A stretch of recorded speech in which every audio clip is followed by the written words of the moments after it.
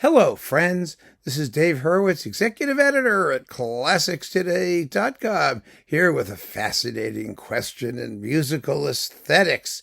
Ooh, I love musical aesthetics. It's just so, well, aesthetical, isn't it?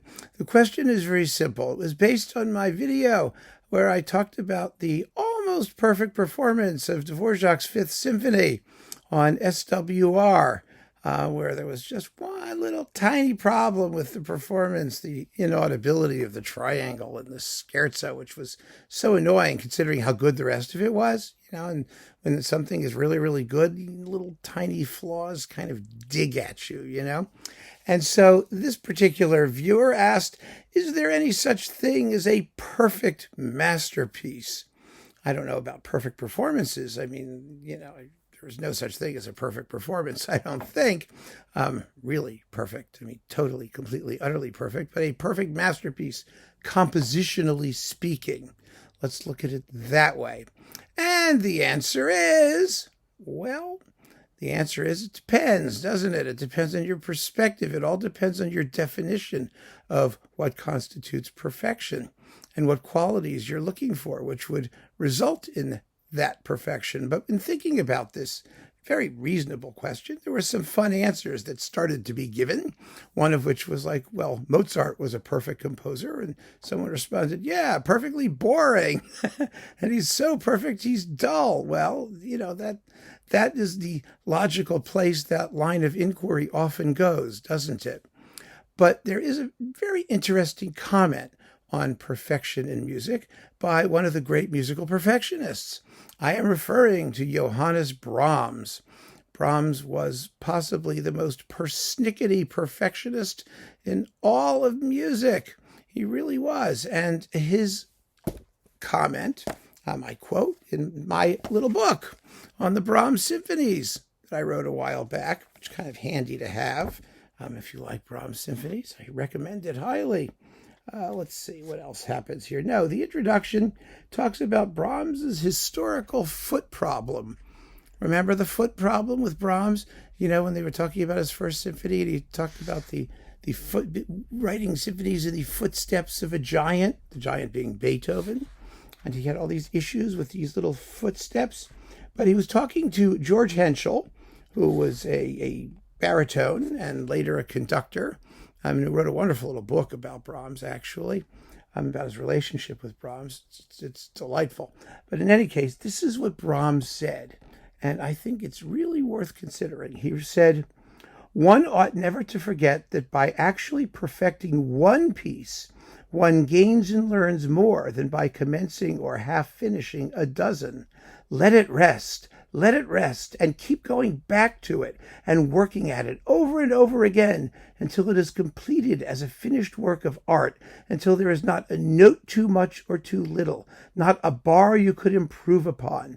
Whether it is beautiful also is an entirely different matter, but perfect it must be. You see, I am rather lazy, but I never cool down over a work once begun until it is perfected, unassailable, unquote. Oh, what a delicious, delicious quotation that is. In fact, it's so great I want to read it again. Do you mind? I really hope you don't, because it's not long and because I really think we need to soak it in. He says, quote, one ought never to forget that by actually perfecting one piece, one gains and learns more than by commencing or half finishing a dozen. Let it rest, and keep going back to it and working at it over and over again until it is completed as a finished work of art, until there is not a note too much or too little, not a bar you could improve upon. Whether it is beautiful also is an entirely different matter, but perfect it must be. You see, I am rather lazy, but I never cool down over a work once begun until it is perfected, unassailable. Now, does that open up a line of discussion, doesn't it? The dichotomy between that which is perfect and that which is beautiful is what the question is all about, isn't it?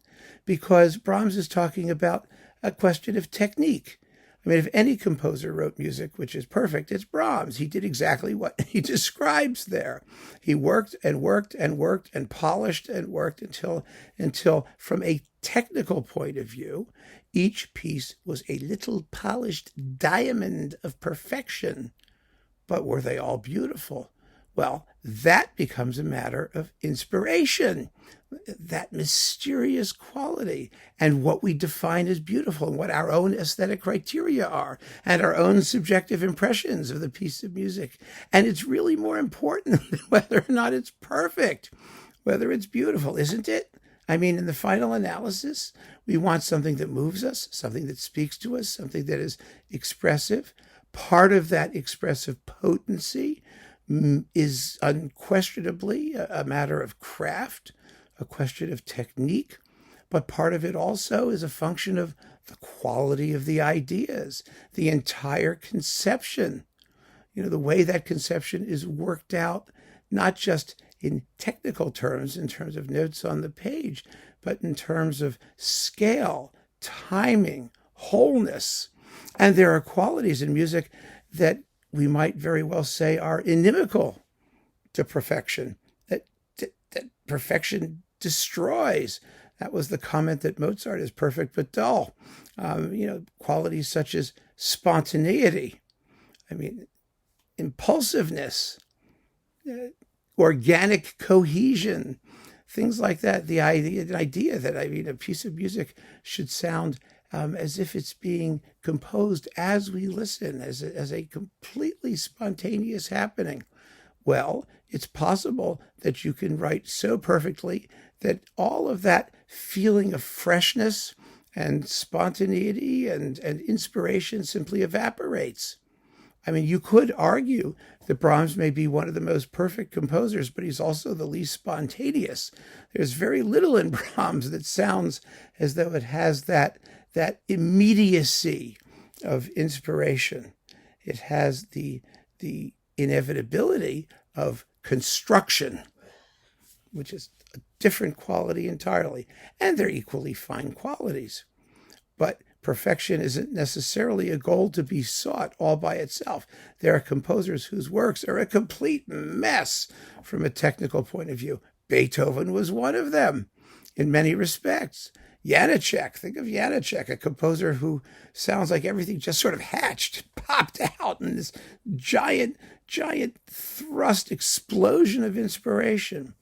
Charles Ives, for whom perfection was something that he never even thought about, that he was violently opposed to, as he was making fun of Brahms's version of perfection. There's a wonderful line from Ives where he makes fun of Brahms's movement titles. One of them was like Poco Andante Moderato something, and Ives was like, "What's the matter with this guy? Why doesn't he just come out and say it? Why is he always hedging and qualifying and hemming and hawing?" And well, it was a function of his perfection, that specificity. So the answer is that the question is fun to consider, really fun to consider, and quite an interesting one. But it's not one that is going to get us very far. It really isn't, because at the end of the day, it isn't the perfection that matters as much as it is the total impression of the work, of which the perfection of compositional technique is but one component. And so, yes, there are pieces that are more perfect than others. There are pieces that are going to be perfect according to their own criteria, their own standards, in ways that many of us don't even understand. I can't possibly presume to be able to, gainsay Brahms when he says that he polished his works until they were perfect. They sound pretty perfect to me. But then again, so do a lot of works by people who Brahms criticized for being sloppy, like Dvorak, like virtually everybody else compared to Brahms, who was not as finicky as he was. Some of them wrote wonderful, wonderful pieces, as you know, that we would say are every bit as good. In other ways, every bit as perfect. So, it's the problem with perfection is that in order for it to have any meaning, you have to define it in such a technical way, reducing it to a set of rules followed, basically, that it doesn't tell us anything useful about how beautiful the work is. And even Brahms understood that. That's the wonderful thing about it, because Brahms was smart enough to know that he felt, in any case, that the beauty of the work could best be realized through the technical perfection of the compositional process. Well, that worked for him. It didn't work for others, and their works are no less perfect for pursuing their own compositional paths. So keep on listening, friends. Thanks so much for joining me, and take care.